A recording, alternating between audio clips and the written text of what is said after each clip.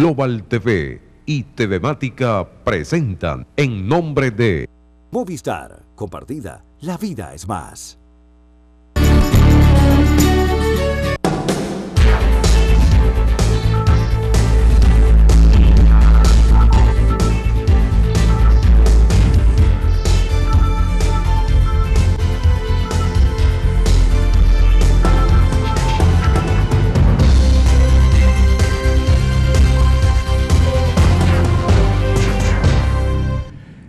Amigos, bienvenidos. Estamos listos, ¿no? Tenemos aquí nuestros compañeros que están así que todavía afectados por esas vacaciones tan prolongadas, ¿no? Y de verdad que pareciera que el cuerpo social necesita como cambiar la piel. Servirá unas vacaciones bronceándose en la playa para eso, para modificar ese aspecto, para cambiar la piel. Cambiemos la piel, ¿le parece?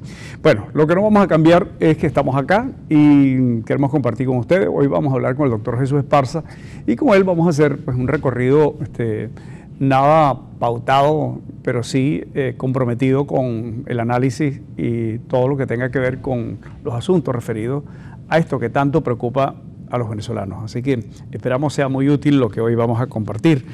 Bueno, antes, el diario La Verdad, como otros periódicos que aún viven, nos están presentando las cosas que han venido ocurriendo, porque en efecto hubo carnavales y unas vacaciones un poquito más largas, pero ello no fue óbice para que dejaran de pasar las cosas. Las sociedades son dinámicas, nunca se detienen, y esta nuestra parece que decidió cambiar las fechas del carnaval. Quizás se gastaron todo en diciembre, no sé, pero algo pasó y el carnaval para muchos fue distinto.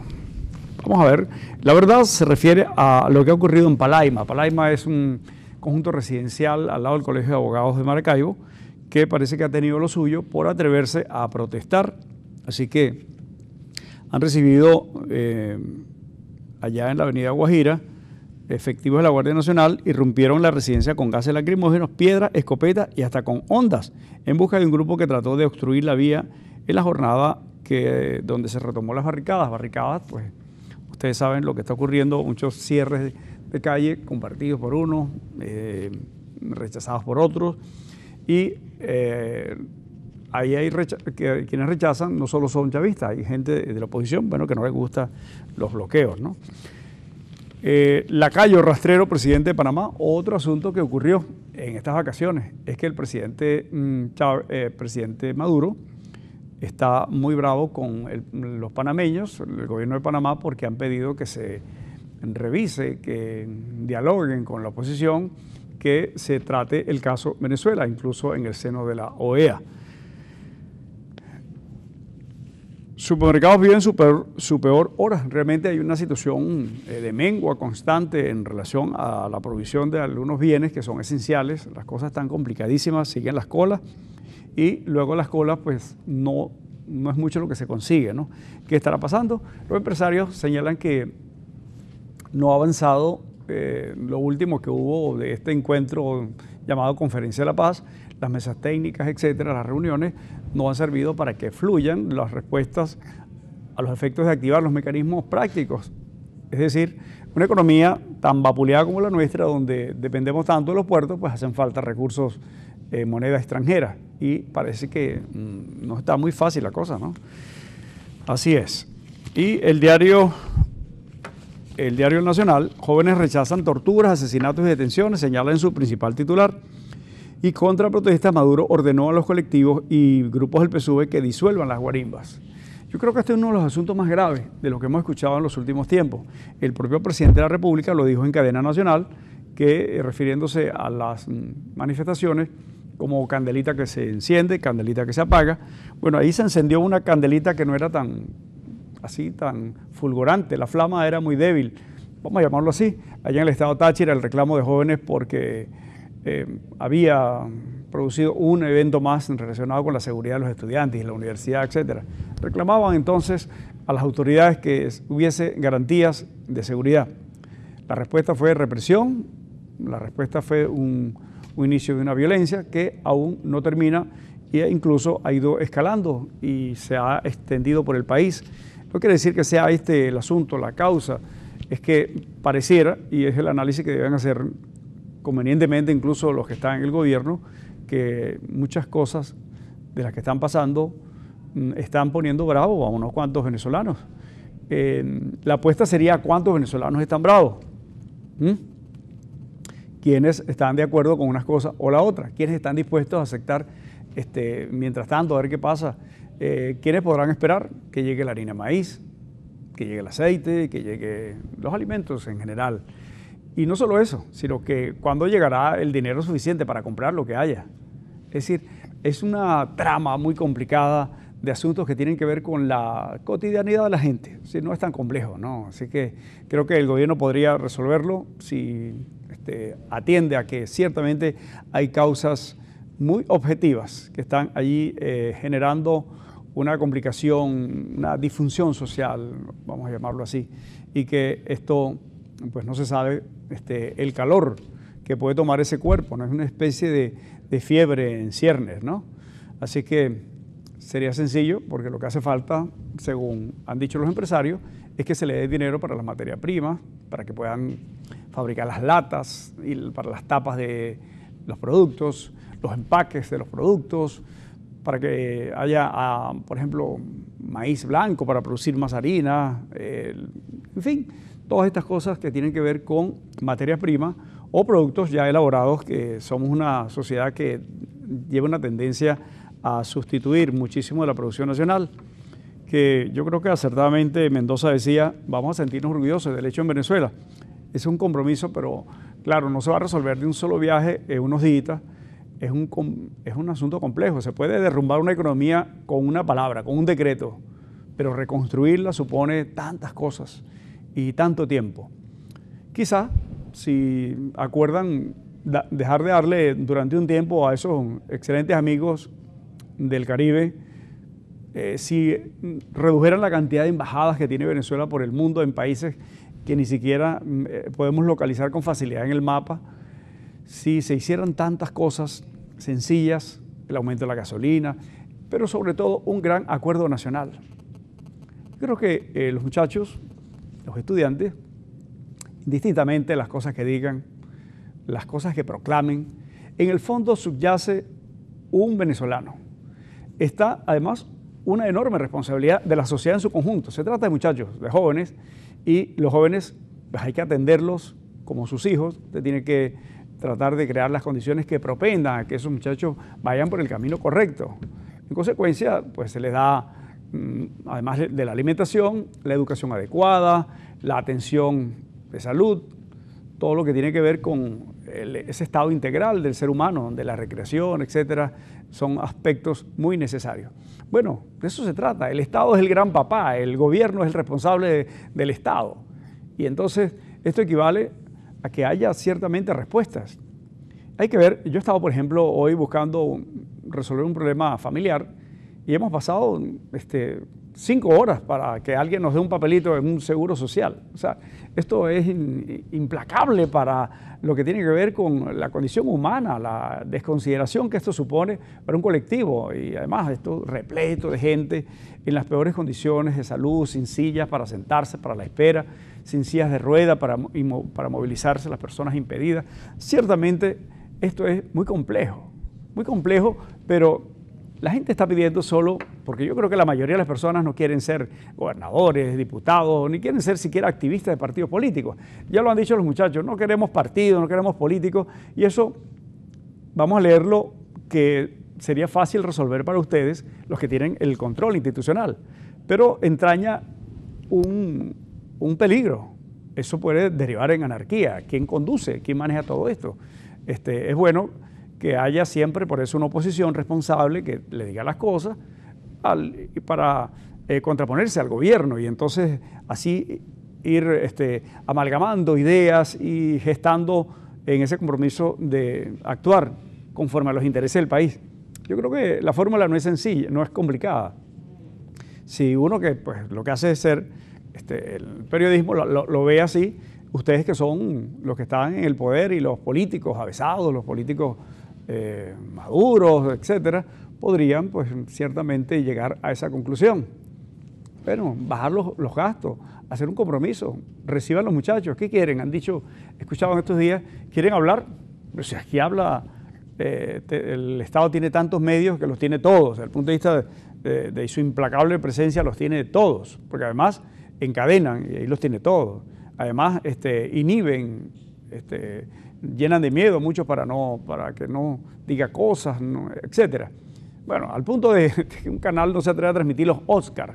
Eso es algo un sinsentido. En algún momento alguien tendrá que sentarse a escribir esa parte de la historia de la irresponsabilidad de unos cuantos.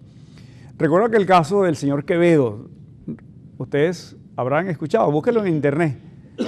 Un señor que se suicidó pasado mucho tiempo, que fue muy útil a la Revolución Cubana en su momento. Él dirigía medios de comunicación, entre ellos la revista Bohemia, y fue justamente muy bohemio cuando entregó todos sus instrumentos de comunicación al servicio de la llamada revolución, que, bueno, despertó mucha simpatía, y entre nosotros también. En los cafés europeos era tema de conversación entre café y café. Bueno, era la cosa romántica, ¿no? Pues nadie imaginó, o algunos seguramente sí, y de eso nos habla el doctor Esparza, que esto iba a trastocar en esta condición de esa inhumana situación en la que se ha mantenido sojuzgado a un pueblo durante más de 50 años. Pero se trata de eso. Alguien, o muchos, fueron serviles, fueron la servidumbre de aquel nuevo amo que se presentaba como un luchador, como sensible, etc. Y convirtieron todo esto en un aparato al servicio de una visión muy en concordancia con simples intereses, utilizando la franquicia del socialismo, qué sé yo, cuántas cosas que tienen que ver con este asunto, y luego los hombres en armas, esas armas apuntando siempre al pueblo para que no se movilice. Bueno, paralización total, advierte la industria química y petroquímica, no tienen insumos. Venta de gasolina ha caído 50% por las manifestaciones, ciertamente hay una inamovilización de varios sectores. Y el diario El Universal, Nicolás Maduro rompe relaciones con Panamá. Se habrá medido las consecuencias. Esto tendrá que ver, por ejemplo, con el canal de Panamá.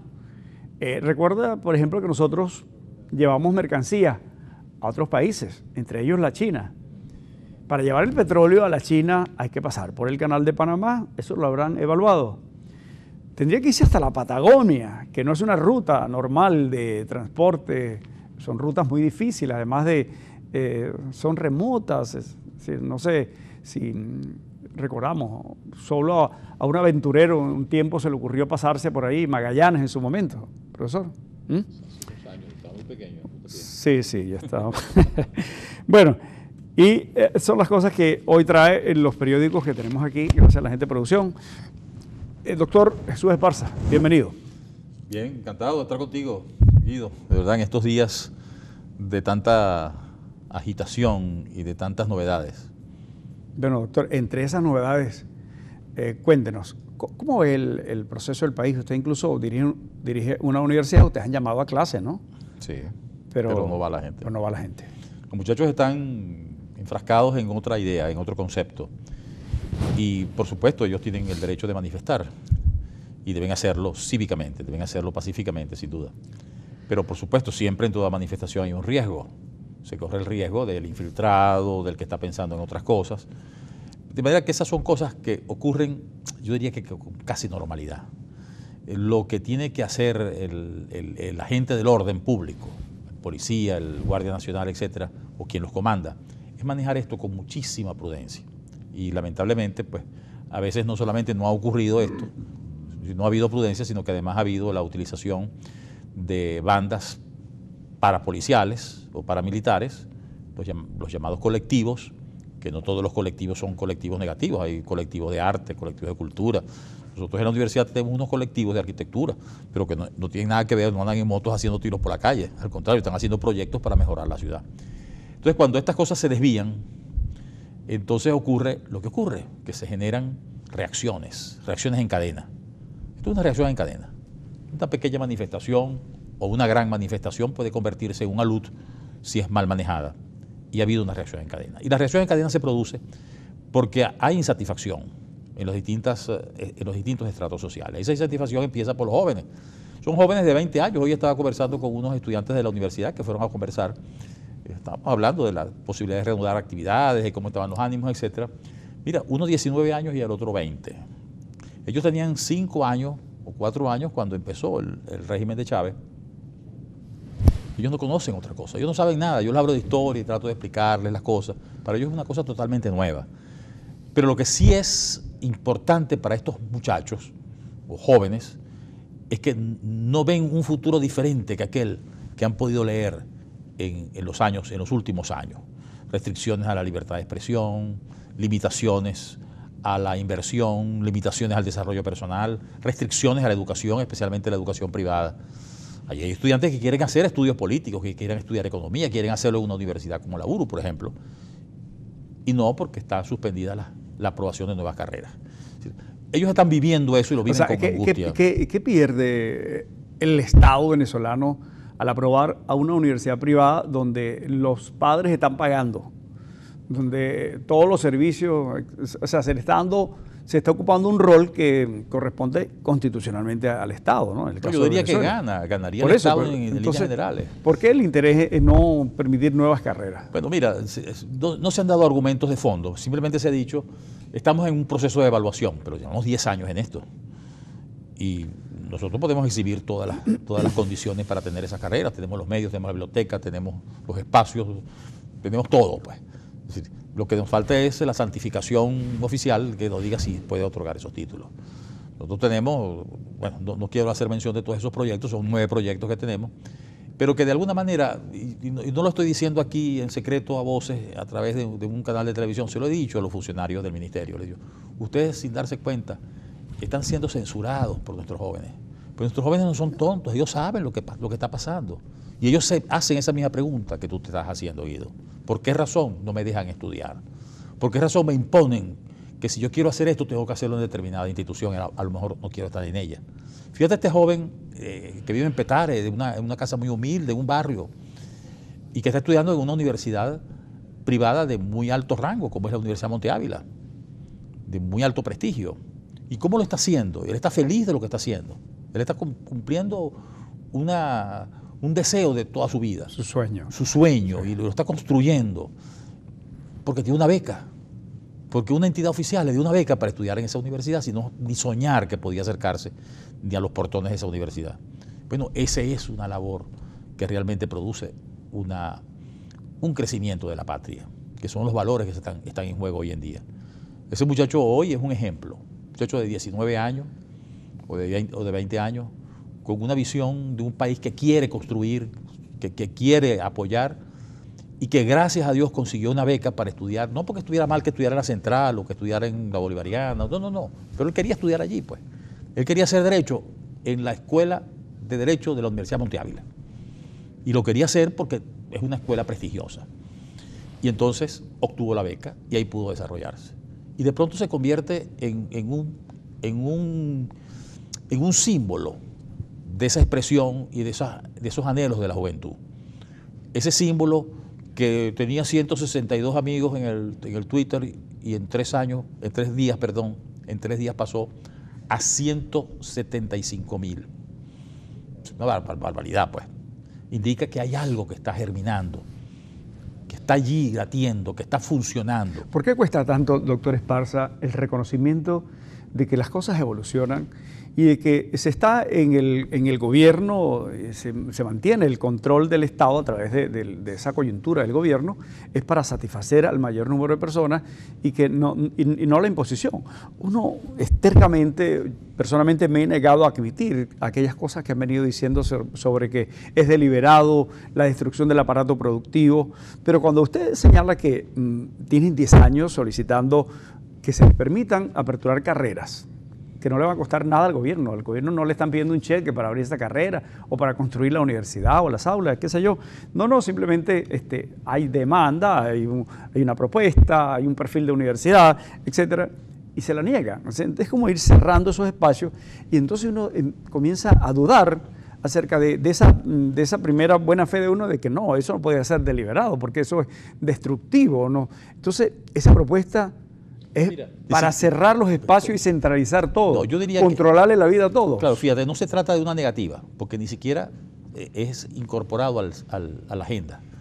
de las reuniones del Consejo Nacional de Universidades. Así que no hay una negativa, yo no te la apruebo, no, simplemente no entra a la agenda.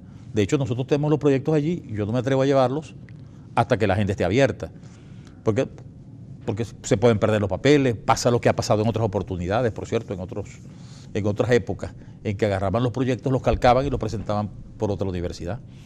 Y entonces, bueno, cuando vamos a presentar el nuestro, nos pasó con los proyectos de ingeniería industrial y de derecho en la Universidad Rafael Barnett, tal cual, no puedo mentir, y no fue en este régimen, fue en un periodo anterior. Pero esas cosas pueden ocurrir y eso no tiene ninguna justificación.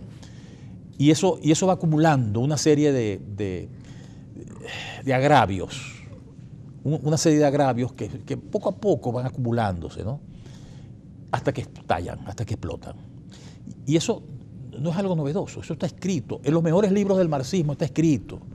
El movimiento de masas, como los gestores de los cambios sociales.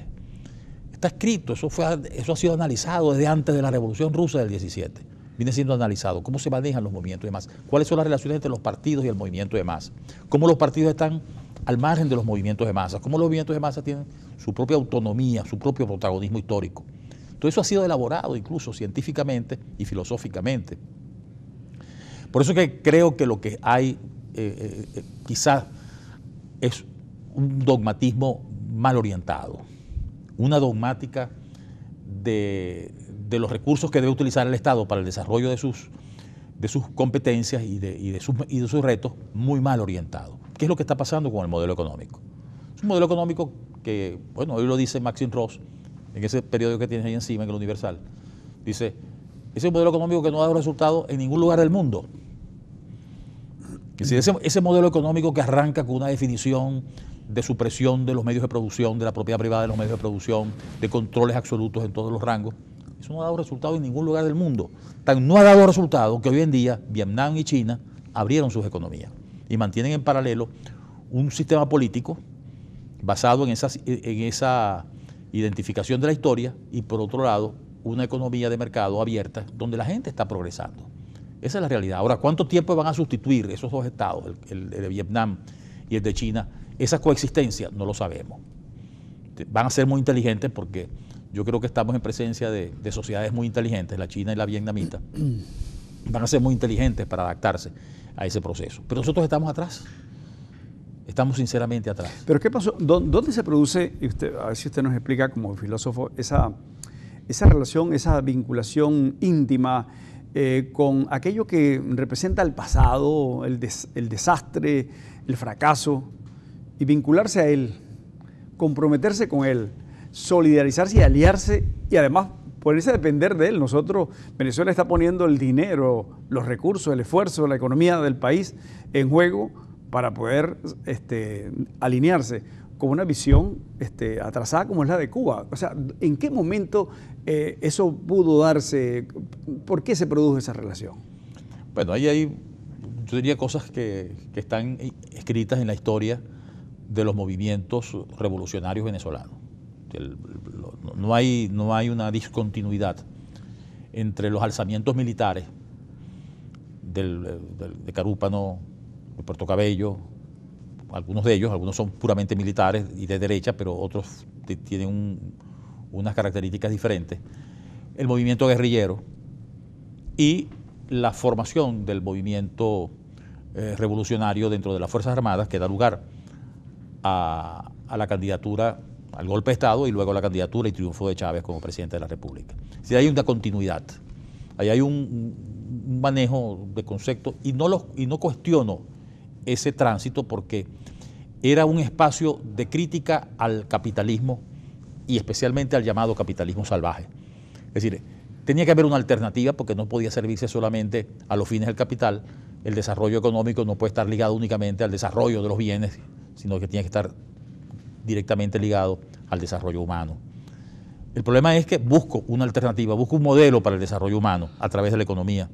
Pero si ese modelo que yo he tratado de definir, o que han tratado de definir algunos, para el desarrollo humano a través de la economía no resulta, vamos a ver por qué no resulta. No por culpa del imperio, no por culpa de... No busquemos esos lugares externos de responsabilidad. Porque no ha resultado, pues. La Unión Soviética cae cuando no había pollo ni trigo. Y entonces nos damos cuenta que con esa caída de la poderosa Unión Soviética empiezan a surgir los anhelos reprimidos de una sociedad, que era la identidad nacional. Y empiezan a surgir todos estos países en la Europa Central y en la Europa del Este, que ahora es justamente lo que presenta la crisis de Ucrania. La crisis de Ucrania es visto como una pendiente resbaladiza, argumento que no me gusta utilizar porque me parece que es falaz, pero está visto como una pendiente resbaladiza. Es decir, después de Ucrania, después de Crimea viene Ucrania, después de Ucrania, Crimea es parte de Ucrania, pero en sus facciones geográficas. Después de Ucrania vendrá entonces Moldavia y después de Moldavia, y así sucesivamente, hasta recuperar Rusia, el imperio que se desbarató con la caída de la Unión Soviética. Y la Unión Soviética cae por razones económicas. Por razones económicas. La necesidad de la apertura que planteó en aquel entonces Gorbachev era una instancia de una cultura que había surgido en el desarrollo de la Unión Soviética como tal. La Unión Soviética logró avances increíbles desde el punto de vista científico-tecnológico, pero los niveles de vida muy pobres. ¿Por qué Polonia se alza contra el sistema socialista? Bajo un liderazgo que emergió precisamente de las filas de los trabajadores, como fue Lech Walesa. ¿Por qué? Nos lo decía en estos meses pasados el embajador que nos visitó en la universidad. Por una razón muy sencilla. Yo soy un obrero. Él era embajador y venía de la clase trabajadora. Yo soy un obrero. Y nosotros los obreros veíamos que el obrero peor pagado de nuestra vecina Alemania, el peor pagado ganaba más y tenía mejor estatus de vida y calidad de vida que el mejor pagado de Polonia. ¿Y cómo es posible si el mejor pagado de Polonia vivía peor que el peor pagado de Alemania? Este sistema sirva. Una cosa tan sencilla como esa. Entonces no me hablen de justicia, no me hablen de equilibrios internacionales, no me hablen de imperialismo, háblame del nivel de vida. Háblame de lo que un sistema social, político y económico es capaz de darle a su gente. Vamos a regresar en breve. Estamos hablando con el doctor Jesús Esparza y creo que siempre es pertinente hacer estos análisis y muchas veces nos echamos una mirada retrospectiva a la historia. Esa historia que insiste en mostrarnos cosas y nosotros muchas veces pues, hacemos caso omiso y entonces luego nos tropezamos con esa gran muralla de la historia. Regresamos en breve.